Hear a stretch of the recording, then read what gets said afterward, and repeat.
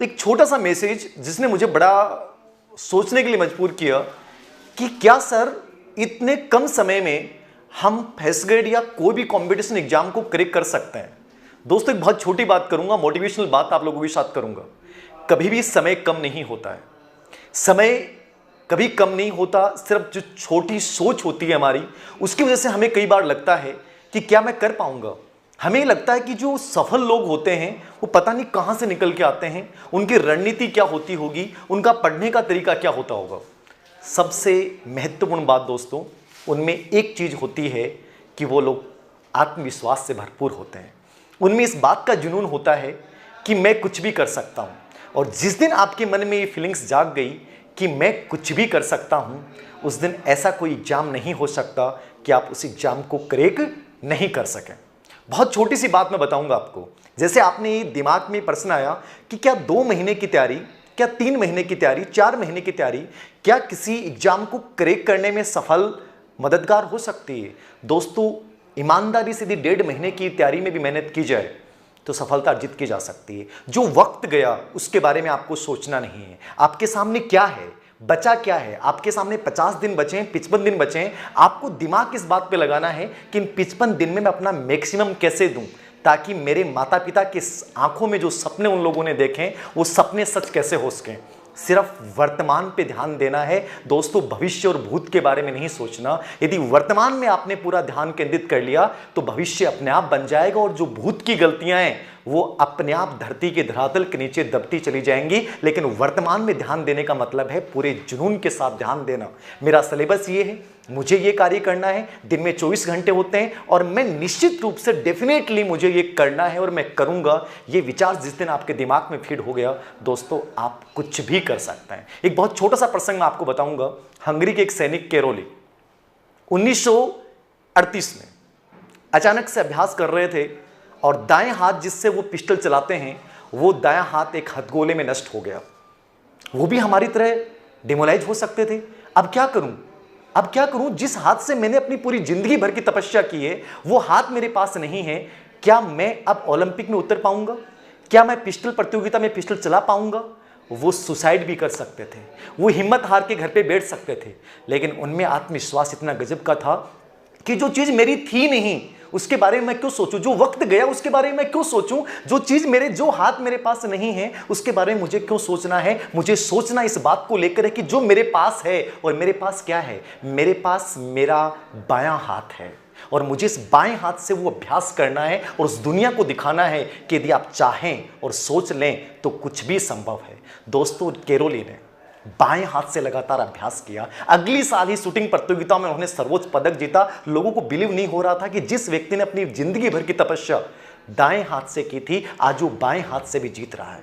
1940 में Olympic game का आयोजन होना था, नहीं हो पाया। 1944 में होना था, नहीं हो पाया। उन्होंने हिम्मत नहीं हारी।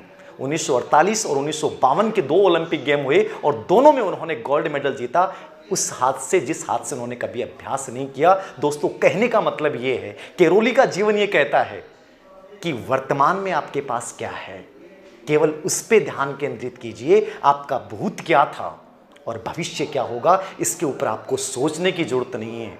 मन में है अगर विश्वास तो मंजिल मिलेगी ही, लेकिन लगातार हमें चलना होगा। होगा जहां कहीं अंधेरे का राज, वहां हमें दीप सा बन के चलना होगा।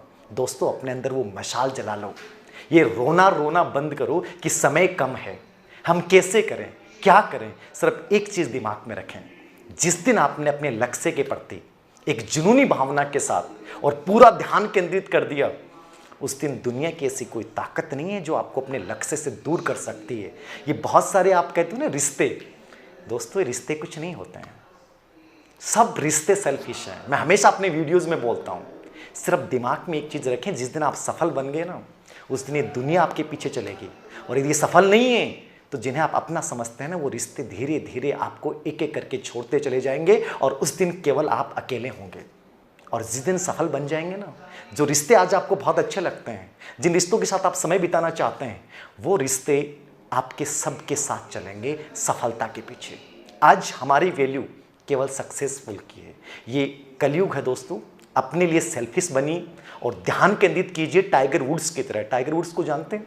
टाइगर वुड्स की जीवनी कभी पढ़िएगा और उसने मेरी जीवनी में एक सुंदर बात लिखी है कि जब मैं मैदान में उतरता था, मेरे दिमाग में एक चीज़ रहती थी कि वो मेरा लक्ष्य है और ये मेरी बॉल है और ये मेरे हाथ में स्टिक है। वो गोल्फ के बहुत बड़े प्लेयर रहे हैं। उन्होंने कहा कि दूसरा विचार मेरे दिमाग में नहीं आता था, मुझे केवल ये लगता था कि वो मेरा लक्ष्य है, ये मेरी बॉल है और ये मेरी स्टिक है और मुझे उस लक्ष्य के ऊपर ध्यान केंद्रित करना है।